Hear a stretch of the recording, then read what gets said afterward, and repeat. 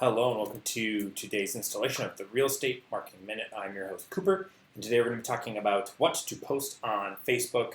Super common to get questions from agents about what types of content work best, how often should we do personal posts, how often should we post about the market, what types of content should we be doing videos, lots of questions. We're looking forward to answering these, but this is actually such a complicated concept that this is the first in a series of videos we'll be doing.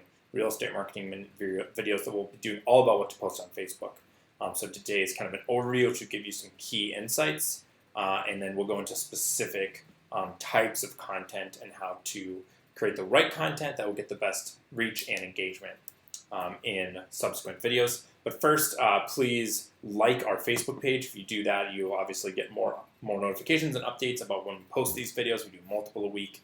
My colleague Brian McWhite is also starting to do a marketing mindset video. He's over 500 lifetime transactions. He's going to do a video on real estate mindset every week as well. The first one was posted just a few days ago, actually, also on our Facebook page. You can subscribe to us on YouTube as well if you prefer that platform.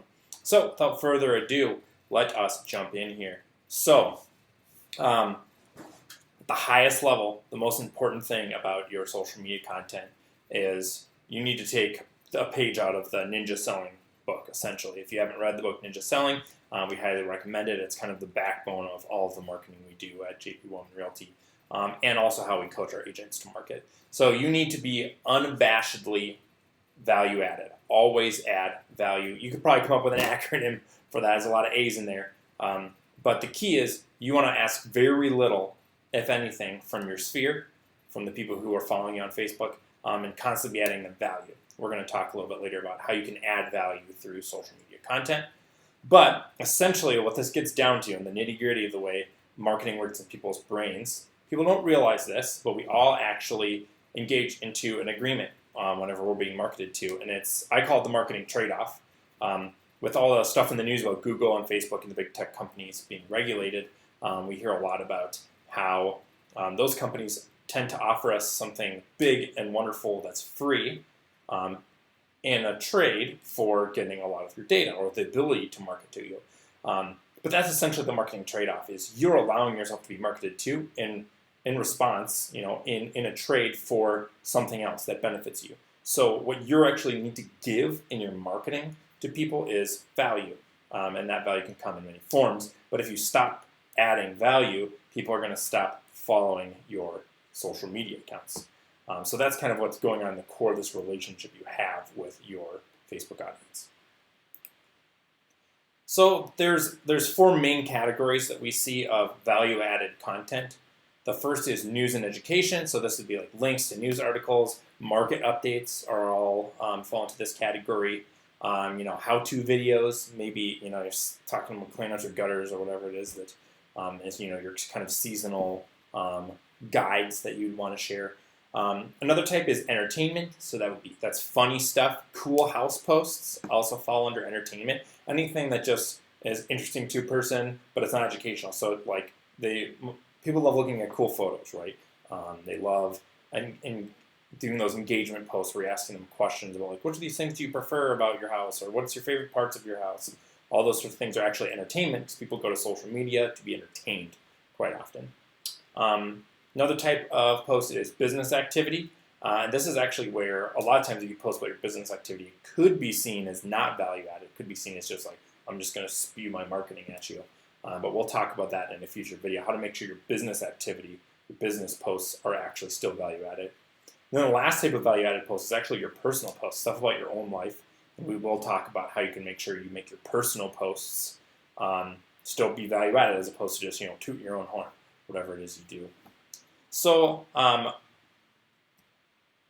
the most important thing I actually want to cover today, and it's pretty simple, is I wanted to share with you our social media routine. So at JP Woman Realty, we actually create social posts that we share with all of our agents that they can then use, their JP Woman Realty branded posts, that they can use in their social media. Trying to make it really easy for you to get high quality content that you can share with your sphere, your audiences on social media. So we actually have a social media routine. This is something that we developed internally. And pretty much every day of the week, we focus on a different type of value-added content.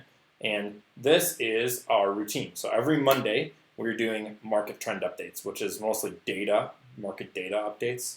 Tuesday, it's a market highlight, which is a different way of looking at that same data. It's more of a single important thing that people can reflect on their own lives about the data that we shared the day before.